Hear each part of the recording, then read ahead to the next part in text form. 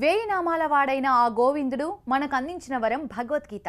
సామాన్య మానవుడి జీవితంలో నిత్యం ఎదుర్కొనే ప్రతి సమస్యకు భగవద్గీత పరిష్కారం చూపుతోంది. ఆ గీతాసారాన్ని మనకు అందిస్తున్నారు శ్రీ శ్రీ శ్రీ త్రిదండి చిన్నజీయర్ స్వామివారు.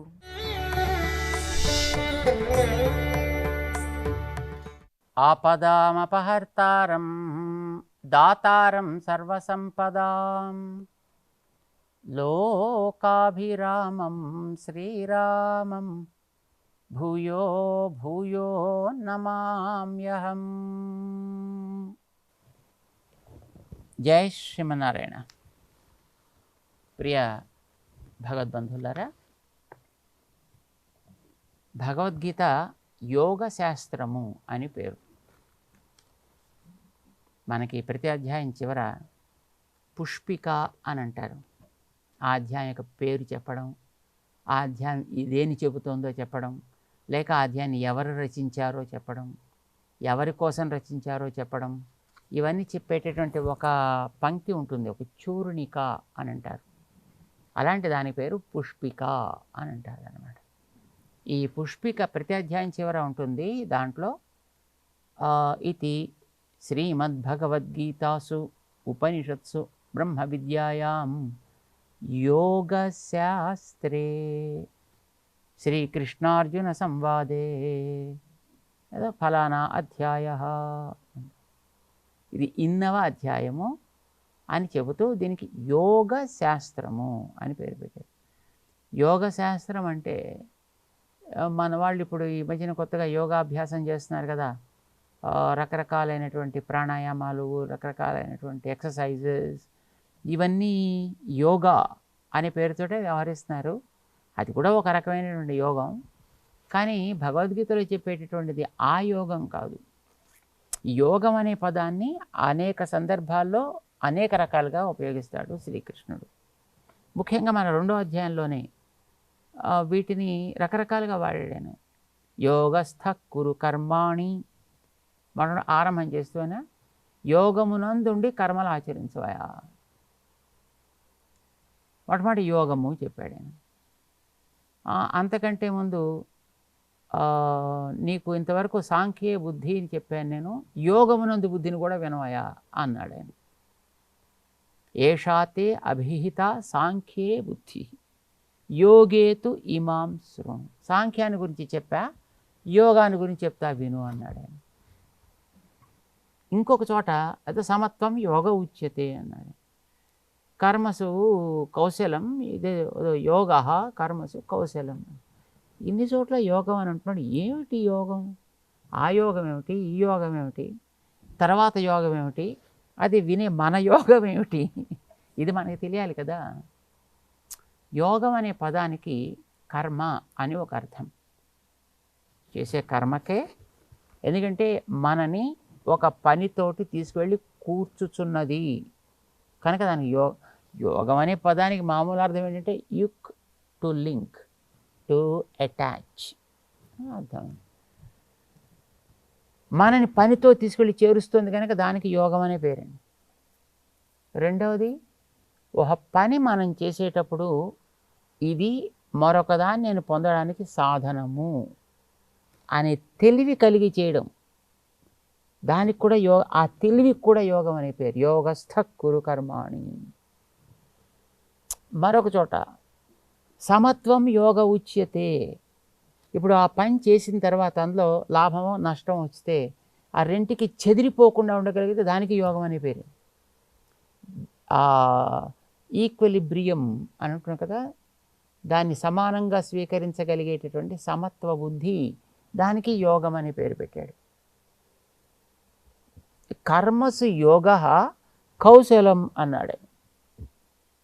ఇలాంటి ఆ సమత్వ బుద్ధిని సాధించడం అనేది చాలా కష్టమయా అని చెప్పాడు ఆయన. 53వ శ్లోకంలో తదా యోగం అవాప్స్యసి, ఇది చేస్తే నీకు యోగం వస్తుంది అన్నాడు. యోగం చేస్తే యోగం రావడం ఏమిటా? కర్మ చేస్తే కర్మ ఫలితం రావాలి తప్ప కర్మ చేస్తే కర్మే వస్తుందా అంటే అక్కడ కర్మ అని అర్థం కాదు. యోగం అంటే లభించేటటువంటి అంతిమ ఫలమేదో ఆత్మ యొక్క స్వరూప జ్ఞానము స్పష్టముగా కేవలం కలగడం కాదు, ఆత్మ సాక్షాత్కారం చేసుకోవడం, దానికి యోగం అనే పేరు పెట్టారు.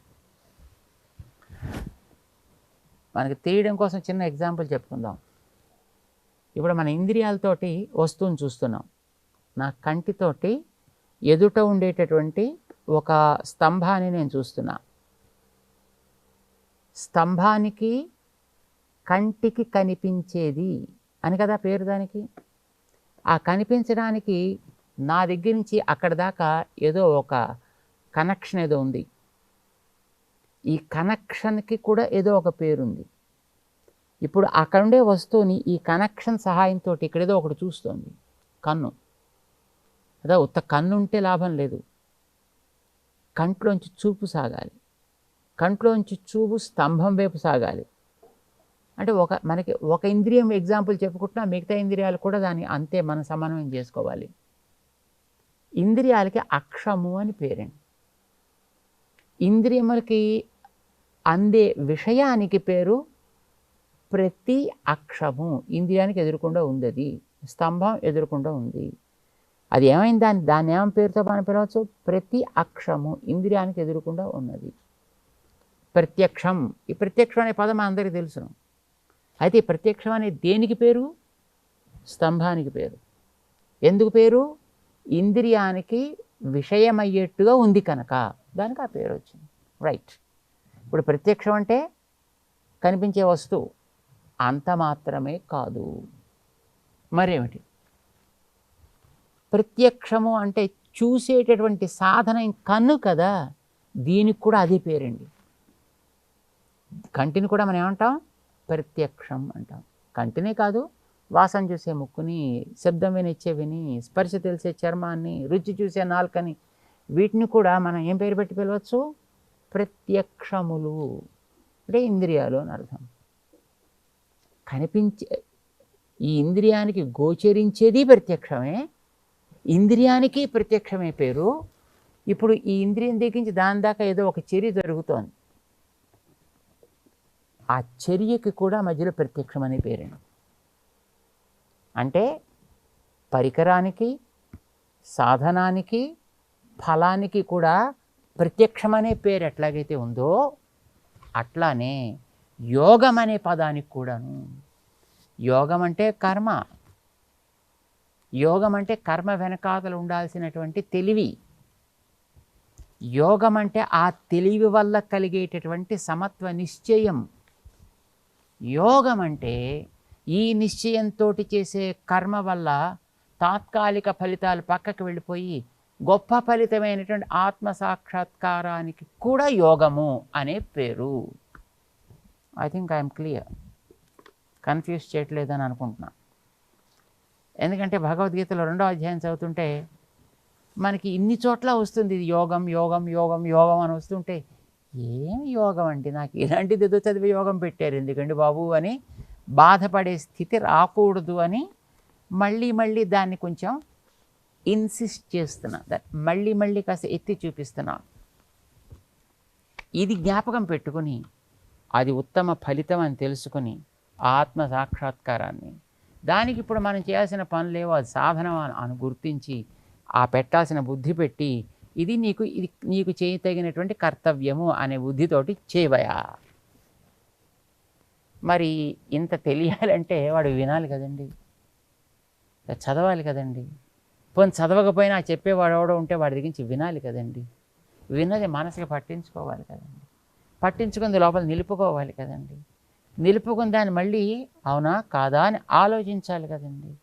అది లోపల స్థిరపడేట్టు చేసుకోవాలి కదండి. ఇదంతా వినికిడి వల్ల కలుగుతుంది కనుక వినికిడి అనేది చాలా ప్రధానం.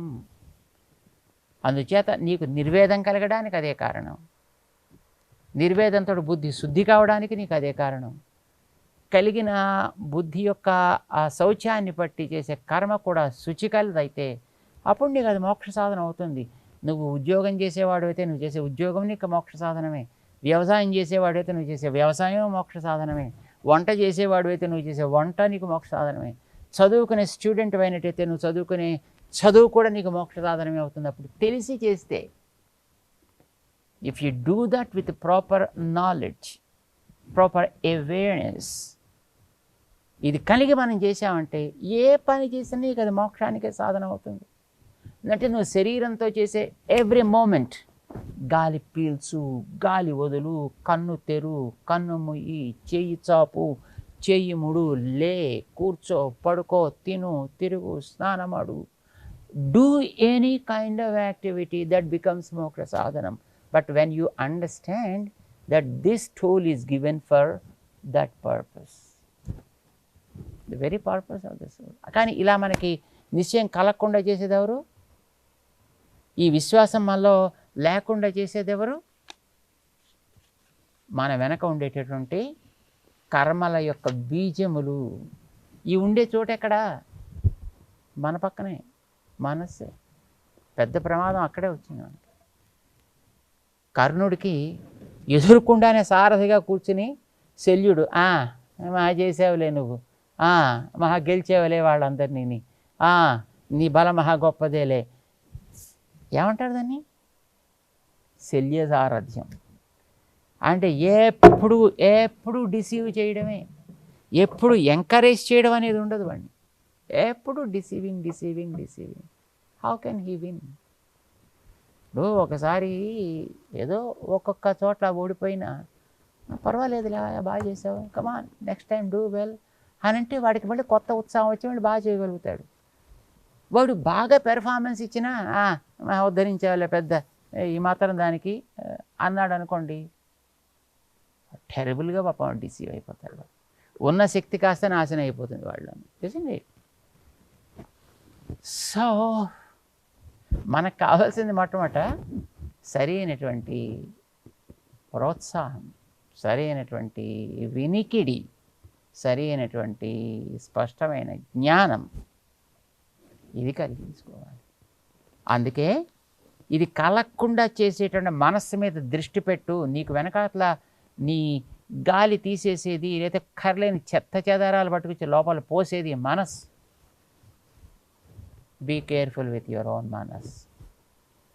నీకు మనస్సు కోఆపరేట్ చేస్తే you can do anything in the world. మన ఏవ మనుష్యాణం కారణం బంధ మోక్షయో.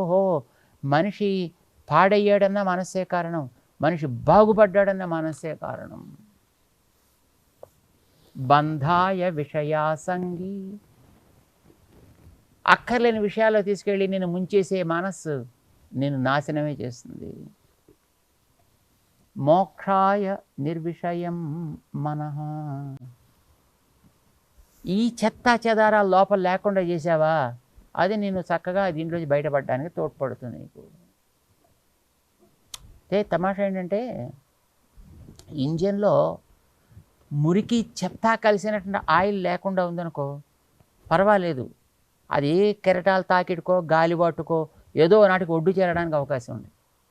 కానీ దాంట్లో చెత్త చెదారం ఉండేటువంటి ఆయిల్ ఉందనుకో అది ఇటు తిరిగి అటు తిరిగి వంకర తిరిగి నిన్ను ముంచేసే ప్రయత్నం చేస్తుంది. సో ఫస్ట్ ఆఫ్ ఆల్ అవసరమైంది మంచి ఏదో నింపినా నింపకపోయినా అక్కర్లేని చెత్త తీసి ముందర బయట పారే. ఇప్పుడు మన వాళ్ళు చెప్తుంటారు కదండి, నువ్వు ఆహారం అవసరమైంది మంచిది నువ్వు తినగలిగితే తిను, లేకపోతే మానే, దానివల్ల పెద్ద వచ్చే నష్టమేం లేదు. అక్కర్లేని చెత్త తినకుండా ఉంటే చాలు. ముందర అక్కర్లేని చెత్త తినకుండా ఉందా అనుకోండి, లోపల పాడు చేరకుండా ఉంటుంది. అవసరమైన చెత్త తినకపోతే కొన్ని రోజులు నీరసంగా ఉంటావు, ఈ శరీరాన్ని ఏదో కొంతవరకు అదేదో వాడుకుంటుంది, తర్వాత మంచి తినగలిగితే బెటర్. అంచేత మనస్సు అనేది చాలా ప్రధాన పరికరం కనుక అందులోంచి ఈ చెత్త అంతా తాత్కాలికంగా నీకు ఫలితాలు ఇచ్చేటటువంటి లాభాలని వాటిని కూడా నువ్వు లోపలికి చేరకుండా వాటన్నిటిని బయటికి తోసివేయగలిగితే అప్పుడు నువ్వేం చేయగలుగుతున్నట్లు లెక్క. కర్మజం ఫలం త్యక్త్వా అన్నట్టుగా కర్మఫలాన్ని నువ్వు త్యాగం చేస్తున్నావు అని అర్థం. అప్పుడు నీలో నిర్వేదం కలుగుతుంది, అప్పుడు నీ మనసు క్లీన్ అవుతుంది, అప్పుడు నువ్వు శ్రోతవ్యస్య శృతస్య విన్నదానికి వినవలసిన దానికి కూడా నీలో ఒక రకమైనటువంటి ఉత్సాహం కలుగుతుంది, వినే శ్రద్ధ పెరుగుతుంది. అది మొట్టమొదటి ఏం లేకుండా చేయండి. ఆ తర్వాత అందులో నింపాల్సినవి కూడా నింపాలి కనుక నాయనా నింపాల్సినవి పెద్దల ద్వారా మనం మంచి విషయాలు, ఏమిటి ఆ మంచి విషయాలు? ఇక శాశ్వత ఫలం ఇచ్చే ఆత్మ తెలుసుకో, పరమాత్మ తెలుసుకో. ఇక లోకంలో అంటావా, నీవు ఏ లక్ష్యం పెట్టుకున్నావో ఆ లక్ష్యాన్ని, దాంట్లో ఉండే గుణాలని, దానివల్ల కలిగే లాభాలని, దాని మీద దృష్టి పెట్టు. మిగతాని పక్కకు పోతాయి. నువ్వు ఐఏఎస్ పాస్ కావాలనుకుంటే మిగతా సినిమాలు చూడడం, గేమ్స్ ఆడడం, మరొకటి చేయడం పక్కన పెట్టేయి. అదే తలుచుకుంటూ ఉండు, దాన్నే వింటూ ఉండు, అందులో ఉండే మంచి వింటూ ఉండు. Yes, if not today, tomorrow definitely you will be able to win over that. తప్పకుండా దాన్ని నువ్వు పొందగలుగుతావు. ఇది మనకి చెబుతున్నది అనమాట. వినాలి. ఈ వినడం ఎట్లాగో అదొక పెద్ద కళ. ఇది నేర్చుకోవాల్సింది తప్పనిసరిగా. 53వ శ్లోకంలో ఆ వినికిడి యొక్క లక్షణాలన్నీ కూడా శ్రీకృష్ణుడు అద్భుతంగా మనకి వివరిస్తాడు. తెలుసుకుందాం. జై శ్రీమన్నారాయణ.